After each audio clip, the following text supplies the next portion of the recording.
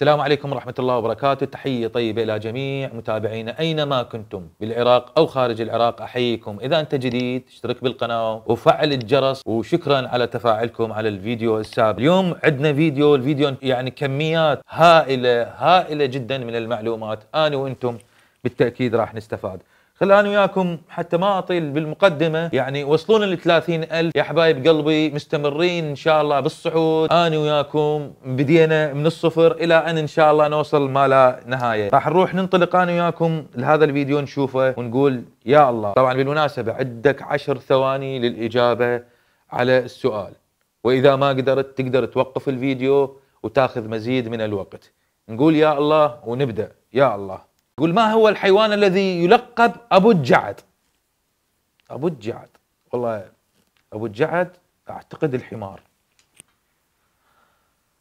الذئب، هاي غلط أول وحدة. اليوم هاي الأسئلة عندنا كلش صعبة، بس الأبطال بها يجاوبون. يقول لك: ما هو الحيوان الذي يسمى أبو الأخطل؟ أبو الأخطل، أبو الأخطل البغل. وهاي إجابتين لقدام أكلناهن خطأ. خوش يا بلا، هواي ربحنا، ربحت الشركة، شركة ليك.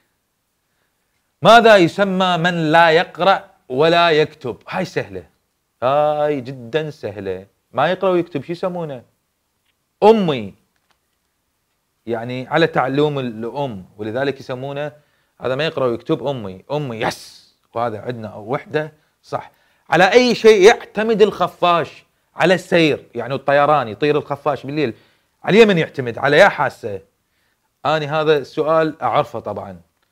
على حاسة، أكيد مو الشم ولا الذبذبة، يعتمد على حاسة. يلا يابا، السمع، حاسة السمع. نقول يس. ما هي أول دولة استخدمت الطابع البريدي؟ طبعا أنا هذا أعرفه السؤال، لو مشهورة دولة راح أعطيكم: بريطانيا لو الكويت. بريطانيا طبعا صح. عندنا 3 صح و2 خطأ. ناخذ سؤال آخر. لماذا سمي البحر الميت بهذا الاسم؟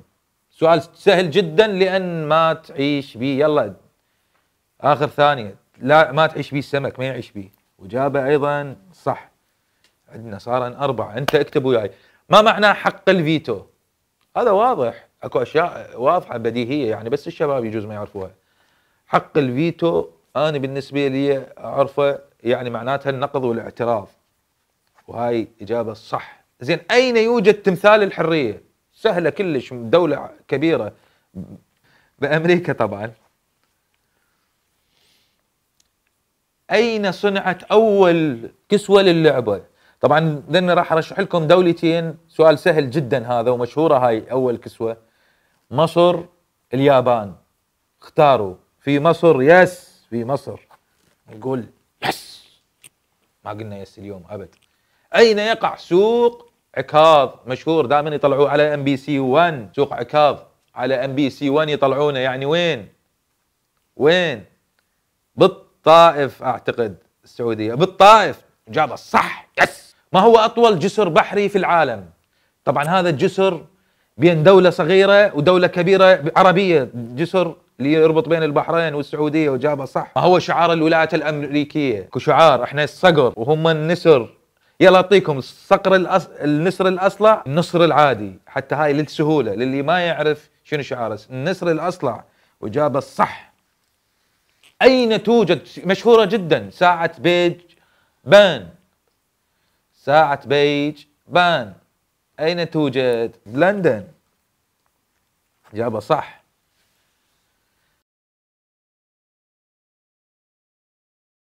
ما هو الذهب الأسود؟ كل عربي يعرفه هذا الذهب الأسود.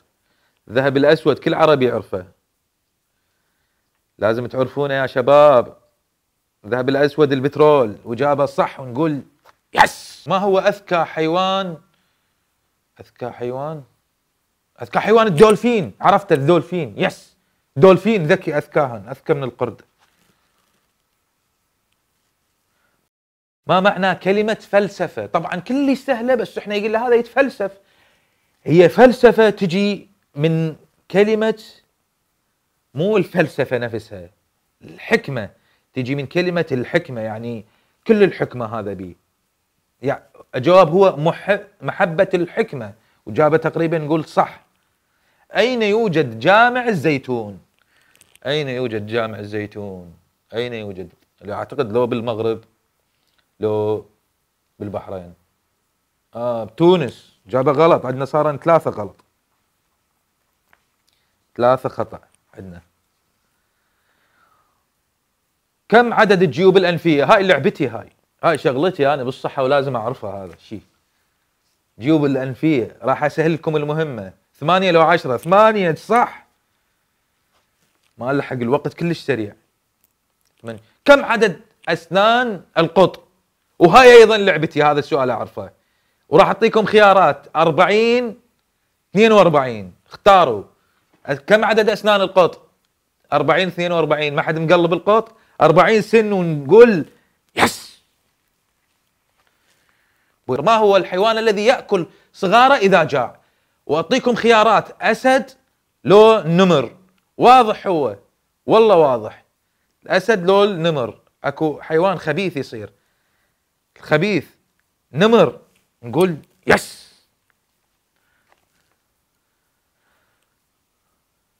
ما هي أصغر دولة عربية مساحة؟ طبعا مو الكويت بالمناسبة، أصغر دولة عربية ذكرناها هسه قبل شوية، بينها وبين السعودية جسر حوالي 25 كيلو متر، والبحرين، ونقول يس وجابت البحرين. ناخذ سؤال آخر اليوم أشبعكم معلومات. ما هي أكبر دولة عربية مساحة؟ وهذا السؤال للي يعرفه سهل جدا. دولة عربية سمر السود السود، استغفر الله يا ربي، السودان.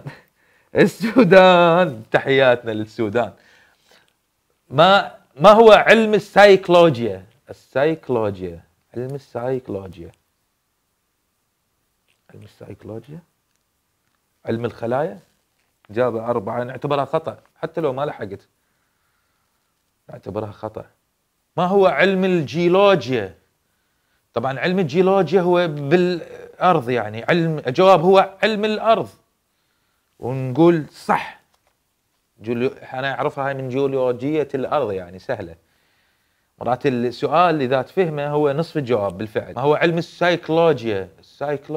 السيكولوجيا علم الاجتماع، وجابه عندنا خطأ.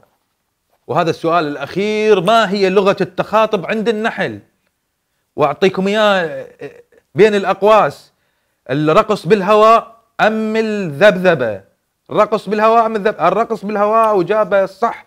عندي 5 غلط الآن، أني 5 إجابات عندي غلط. خلينا نحسب الصح كم. 1 2 3 4 5، 21 إجابة صح عندي، و5 خطأ. ولهنا حبايب قلبي نوصل إلى ختام هاي الحلقة. أتمنى عجبتكم الحلقة، وإذا كانت جميلة وشوفها حلوة شاركوا المنشور مع أصدقائكم، وانتظرونا بالحلقة القادمة إن شاء الله. الحلقة القادمة تعجبكم. كان وياكم عمو أمير، في أمان الله.